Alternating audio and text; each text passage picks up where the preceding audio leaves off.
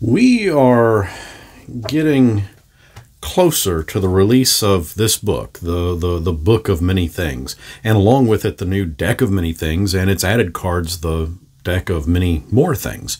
GameMasters here, and while we've covered extensively the content found within this new book, I wanted to explore the deck itself. So let's pull a card and explore what it can do for the player that draws it. And this video is for both players as well as DMs.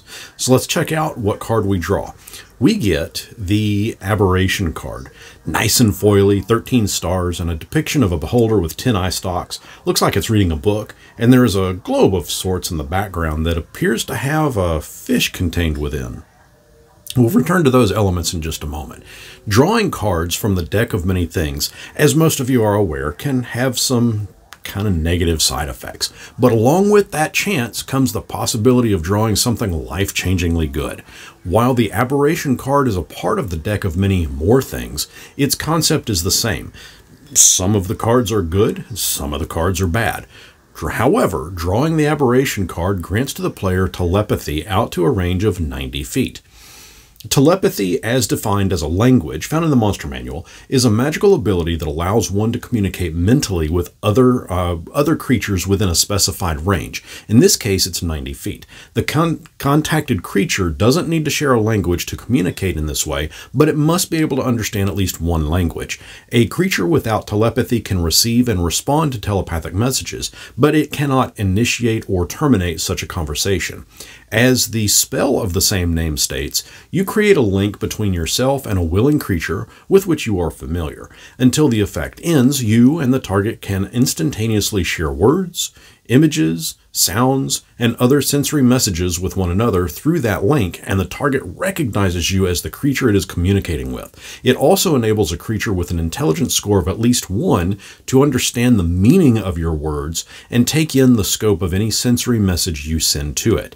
Now, it will be up to your DM to determine the nature of the telepathy granted to your character, but either of the versions that we just covered can certainly be a boon to that character that drew the Aberration card. Real fast, I need to thank my telepathic supporters.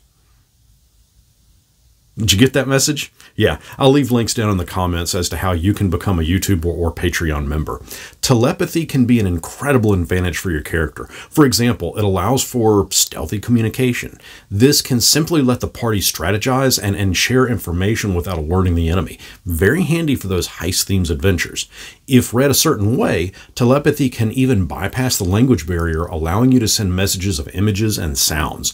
Remember at the beginning of the video where we pointed out the 13 shiny stars, the book that the beholder is reading, and the fish in the globe? Here's what's cool. The Book of Many Things, while you can grant to the player exactly what it states happens when drawing the card, it also encourages the DM to use what is depicted on the image as inspiration for effects instead. For example, perhaps drawing the Aberration card will, maybe once a night for the next 13 nights, an aberration will appear that the player must fight, with the 13th night culminating in a beholder. Or perhaps the book depicted indicates that the next card that's drawn might be the book card. As for the fish in the globe, well, we've seen something like that before, belonging to a quite famous beholder. Now, bonus points if you can tell me who that beholder is and what the fish is all about down in the comments. If you'd like to see more things that we've deep dived into this Book of Many Things, be sure to check out this playlist next, as it is chocked full of all kinds of inside information. What's the #1 card you'd most want to draw? Let me know down in the comments, and until next our paths cross, may you not find yourself a prized possession of a famed beholder.